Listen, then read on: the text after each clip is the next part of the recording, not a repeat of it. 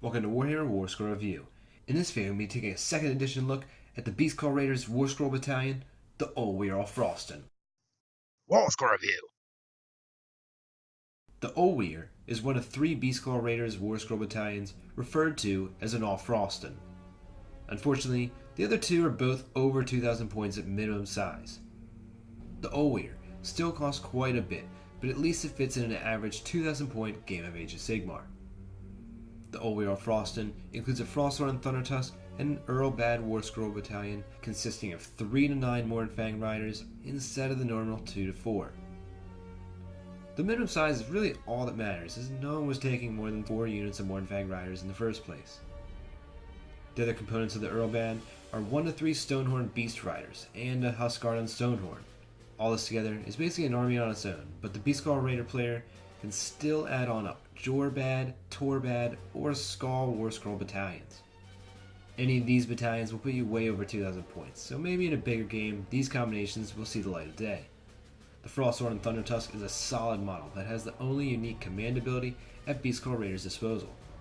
The ability allows nearby models to reroll charge rolls, which is very helpful for getting those Mournfangs in combat. Speaking of, the Mournfangs are a fast, monstrous cavalry unit that provides a solid punch, albeit a bit inaccurately, with all their weapons hitting on 4s. The Huskard on Stonehorn is a powerful combat monster just because of the mount's weapons. The rider just adds an interesting ability called Line Breakers. Line Breakers allows a Mournfang pack within 10 inches to pile in and attack immediately after this model does. This ability could be pretty deadly to chain a Stonehorn and a Mournfang unit together on a single foe.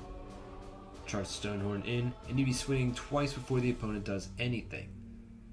Keep multiple Mournfang units near the Huskard to ensure the right unit gets to attack out of sequence. The Stonehorn Beast Riders offer the same things the Huskard does, only without the Line Breaker ability. Before getting into the benefits of the Olwyr, let's briefly talk about the Earlbad, since all but one model will be affected by all these rules. I've already done a War Scroll review on this battalion, so be sure to check that one out for more details. The Earlbad offers mortal wounds on 6s to wound in combat for models in the battalion. The Huskard that is included also sees its melee weapons all increase in damage. The damage boost on the Huskard is nice, but really only helpful for the Stonehorn, who could now be dealing 4 damage with each attack on either of its weapons. The Olwyr Battalion War Scroll offers a few decent abilities as well. The first ability, Cunning and Wise, would allow the general to choose 2 command traits instead of 1. As it stands, Everwinter's Master is more or less the best option for the command traits. But even though this trait is good, it has the Beastclaw player passing over a few other decent buffs for the general. The second ability listed on the War Scroll Battalion is called Vicious Beast. This is a simple ability that adds 1 to hit rolls for the included Mournfang's tusks. The Mournfangs hit on 4s, so this is certainly helpful in making their 4 Ren -1 attacks land more reliably.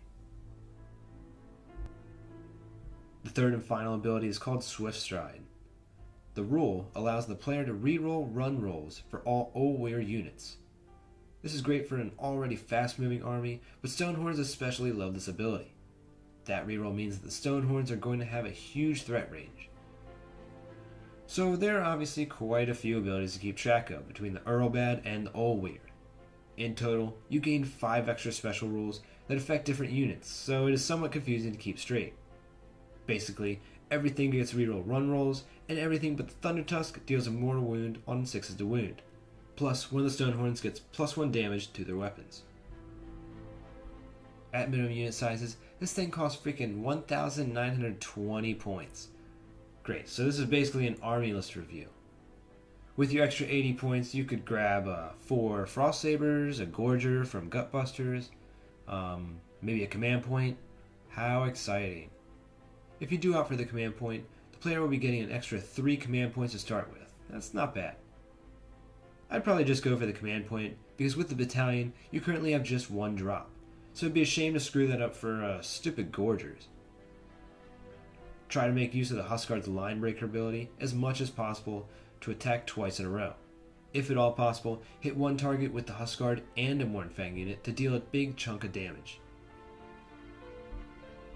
This battalion will be hard to use and really limits the Beastclaw Raiders in playstyle. you effectively have to charge as soon as possible, since each Beastclaw model slain, you'll only have 9, is a colossal loss. The Olwyr player can take both Stonehorns and put them on the front lines. With a 1-drop army, you have a decent chance to take it first turn. Run with both Stonehorns, and if you don't get a 5 or 6, even with rerolls, use at the double to just run a flat 6 inches. The Stonehorns will hopefully have moved 18 inches, so the opponent shouldn't be much more than 6 inches away.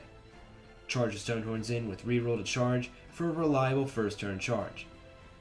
The thing is, if the opponent is properly screened, these Stonehorns will be sitting ducks the next turn. To mitigate this, if you can take a turn of the opponent shooting, it may be better to take the second turn. Hope the opponent moves up, and also hope you get the double turn. In general, this army needs to be the one charging. You'll have no screens, so there's no real way to defend yourself. The best thing you can do is keep the units near each other so they can always assist one another. Try to use the units in pairs or groups since it's such a low model count army. Since Olwyr Alfrostun costs just about 2,000 points, the Mornfangs will have to serve as battle line, meaning this battalion will only be seen in a Beastclaw Raider's force. Charging Beastclaw Raider units in is pivotal, and the Beastclaw Allegiance abilities enforce that.